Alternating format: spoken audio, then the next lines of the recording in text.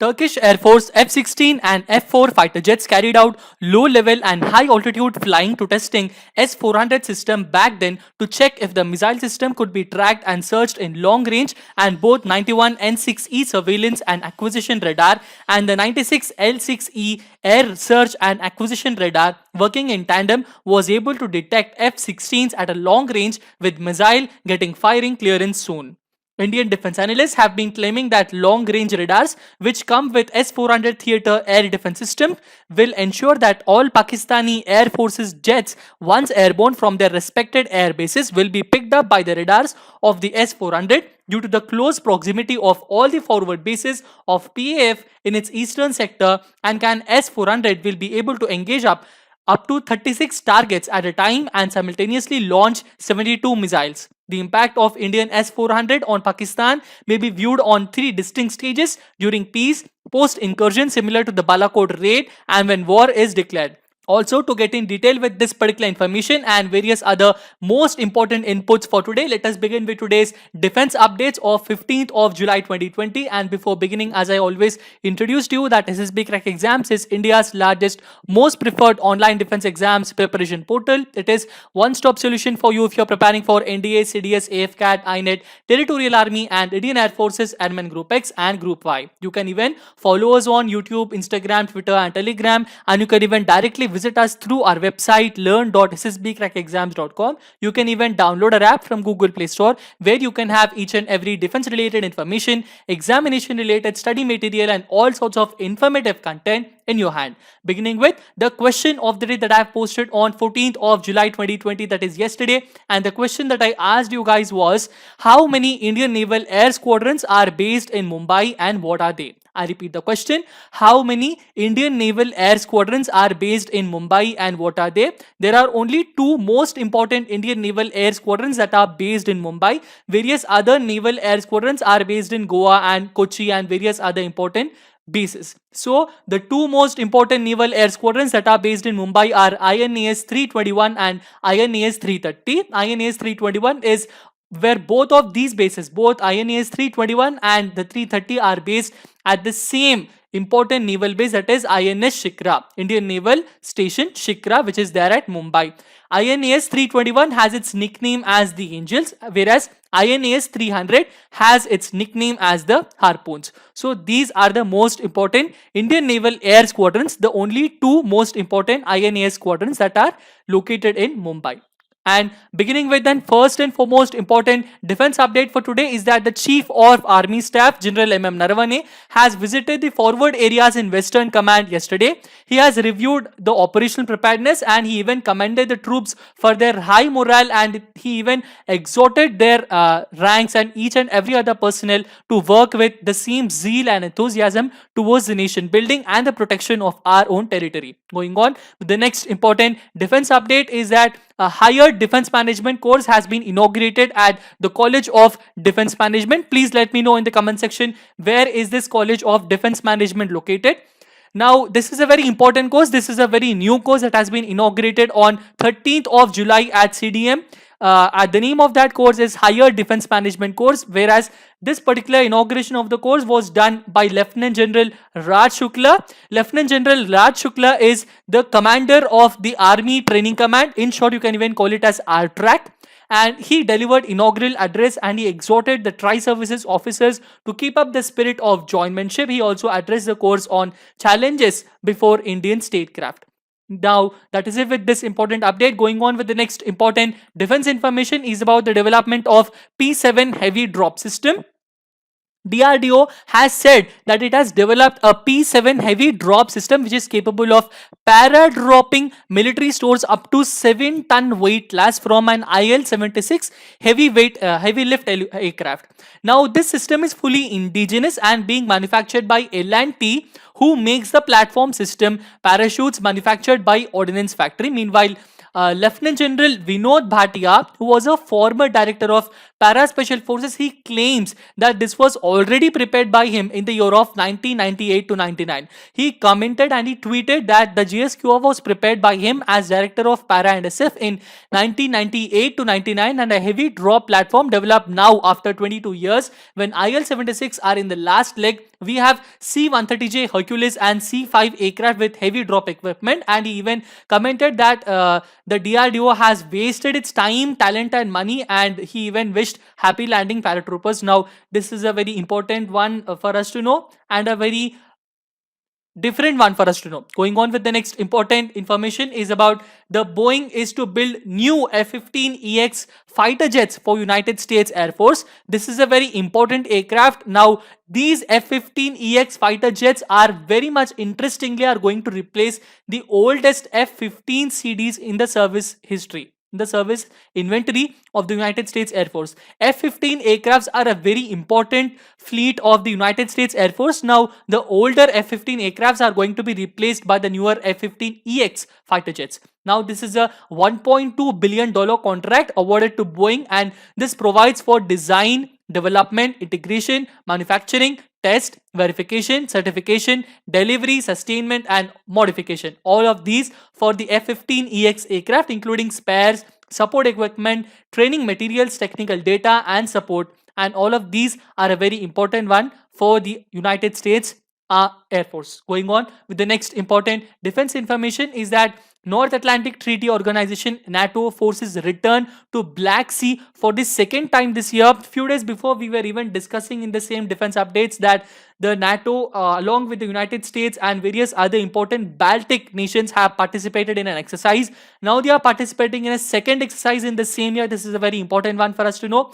The Standing NATO Maritime Group 2 has arrived to the Black Sea on 9th of July and is composed of 3 frigates, one from Spain, one from Romania, and one from Turkey, all led by Rear Admiral Manuel Agor of the Spanish Navy, with the Spanish frigate Alvaro de Bazan as the flagship. So, for this second time, they have returned for an important exercise in the Black Sea. The most important points that we have to remember is that they have returned on 9th of July. This is the foremost point. Now, what all countries' frigates were being participated? The frigates are from the countries from Spain, Romania, and Turkey. All of them are led by the Spanish Navy's Rear Admiral, Manuel Agor, and the Spanish frigate, which is Alvaro de Bazan, is the flagship of this particular exercise. What is a flagship? Flagship is a leadership from all of these ships that are participating in the sea. Now, to get in detail, that the military units have entered the Black Sea for the second time this year to conduct further routine operations and to participate in 2 regional exercises organized by the Bulgarian and Ukrainian navies. Going on with the next important defense information is about the United States Army deploys approximately 60 helicopters to Germany, Poland, and Latvia. All of these United States Army helicopters were situated in La Rochelle in France. From the France, they are being shifted to 3 important countries. And what are they? They are being shifted to Germany, Poland, and Latvia for the training locations. The Baltic Security is a very important defense informative magazine. It has also reported that from July 13 to 20, about 10 US Army UH-60 Black Hawk helicopters assigned to 101st Combat Aviation Brigade will arrive at Leeuwarden Air Base of Latvia for a 9-month rotation in support of Atlantic Resolve. Going on with the next important defense update is that Russia has developed a new light air transportable armored vehicle. Now, every time, why is this very important for us to know? This is a air transportable armored vehicle. That means this particular vehicle can be lifted by means of helicopters. Now, any particular vehicle, if it is being lifted by means of helicopters, from it has to be slung from the helicopters by the slingshots. So this is a very important one. So the name of this particular vehicle is the Strela vehicle. This just weighs around 4.7 tons, which allows quickly transporting it to another area or is a part of tactical airborne assault forces by military transport helicopters like Mi-8 on an external sling. The Strela is designed to support and transport personnel and various cargoes, ensuring the required level of armored protection. Going on with the next important defense information is that Russian soldiers are wounded in a car bombing in Syria. On July of 14 at about 8:50 a.m.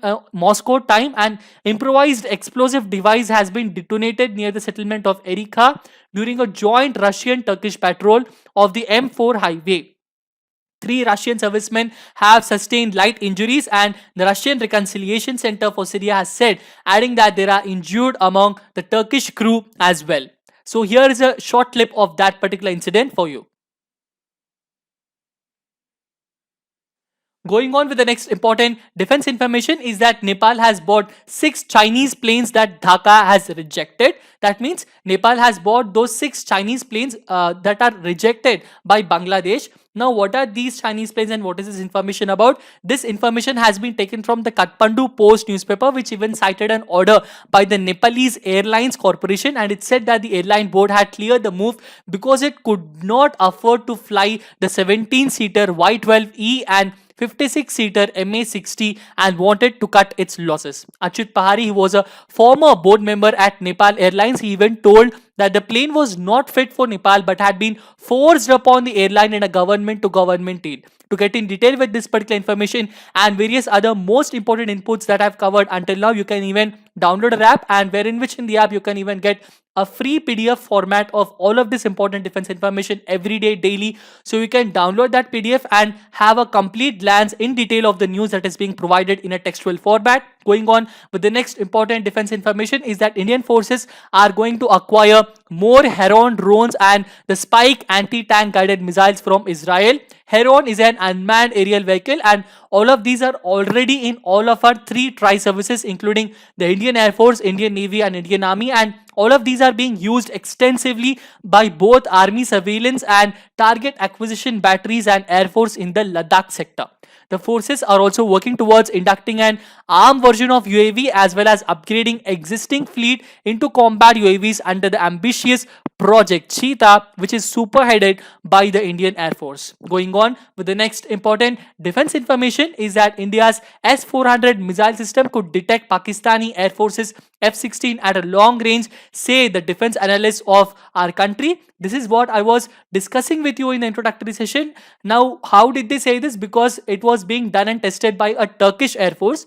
The Turkish Air Force's F-16 and F-4 fighter jets have carried out a low-level, high-altitude flying to test the S-400 system back then and to check if in case the missile system can be tracked and searched in long range, and it was successful, and the acquisition radar was working in tandem, was able to detect F-16 at long range with missile getting firing clearance very soon. Now that our most armed forces bases that are located in the western side of our particular country, all of the most important bases are located nearer to the Pakistani territory, so that whenever an aircraft takes off from the Pakistan, our S-400 missile defense system can catch up and give up the information to our armed forces as much better and as soon as possible. Going on with the next important defense information is that Indian and Chinese commanders have held talks on further disengagement in Ladakh. This is what I was also discussing with you yesterday. Both of them have had a lieutenant general level talks yesterday morning at 11:30 a.m. at a designated meeting point in Chushul in the Indian side of line of actual control, which is the de facto border between the two countries. Indian side is expected to insist on total restoration of status quo ante in all areas of eastern Ladakh. Going on with the next important and final defense information is that the private companies tell the government to keep Hindustan Aeronautics Limited out of the naval helicopter plan. Now, what is this important one? This is a very important project. This is a private sector has been requesting the center to bar HAL from a 21,000 crore plan to manufacture the naval utility helicopters, and they even said that the monopoly of the state-owned enterprise needs to be broken and a level playing field is needed for all bidders. Now, what are those 4 most important private companies that are urging the center and the government to do so? These are the 4 important Indian companies. They are the Bharat Forge, the Tata Aerospace and Defense, the Mahindra Defense Systems, and Adani Defense and Aerospace Systems are contending for the Make in India program to manufacture 111 naval utility helicopters under the strategic partnership model in collaboration with a foreign technology provider. Now that these four important companies and various other important private defense companies are trying to bid and get into some way or the other into these 111 naval utility helicopters strategic partnership program, HAL is also trying to get into it, and the center has proposed that HAL might also enter into this particular competition, whereas all of these private sector companies are avoiding and they are urging the government and the center to stop HAL from entering into this particular project. So this is a very important one. Also, you can read and learn a lot of this information from our blog also as an article, and you can even download our free PDF from our app. That will also be very much helpful. That is it with today's important defense updates. Now we will have a very quick review of the topics we have discussed by going through most important questions. And the first and foremost question for today is: the higher defense management course commenced on 13th of July at which particular military institution? And that is the College of Defense Management. Next question is: F-15EX will replace which of these oldest United States Air Forces aircraft in the services inventory? They are going to replace the F-15C or F-15D aircrafts. Going on with the next important question is: the most significant difference between F-15EX and legacy F-15s lies in its OMS architecture. Now, what is this OMS? OMS means an open mission systems. Those who are downloading our app and those who are completely reading our each and every important information from the PDF, they will have a complete information on what is this OMS in detail. You can even comment in the discussion box. You can even comment here in the comment section to have a complete knowledge about what is an OMS system, what is an OMS architecture. Okay, going on with the next important defense information question is about: Russia develops new light air transportable armored vehicle, and that name is called as the Strela. Next question is: the DRDO is working towards developing the indigenous MP-ATGM. What is the full form of MP-ATGM? The full form of MP-ATGM is the man-portable anti-tank guided missile. This is being done in addition with the Spike 2000 bombs, and also in addition with the those important IAI Heron drones that are going to be acquired from Israel. Along with that, DRDO is also trying to make up these indigenous anti-tank guided missiles, and these are the man-portable anti-tank guided missiles. And the last and final question for today is a little bit bigger one. Please pay attention for this. Which among the following is not a company contending for the Make in India program to manufacture 111 naval utility helicopters under the strategic partnership model in collaboration with which foreign technology provider?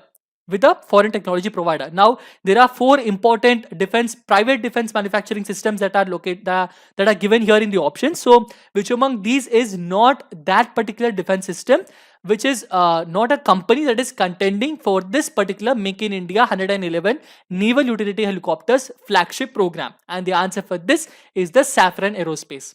Now we have the question of the day, and the question of the day for today is: what is the Indian Navy's first air station? I repeat, what is the Indian Navy's first air station? The answer for this and the history and explanation for it I will be giving you in the next session. Until then, stay tuned. SSB Crack Exams. Subscribe to this particular channel, download our app from Google Play Store, and last but not the least, stay home, stay safe, and Jai Hind.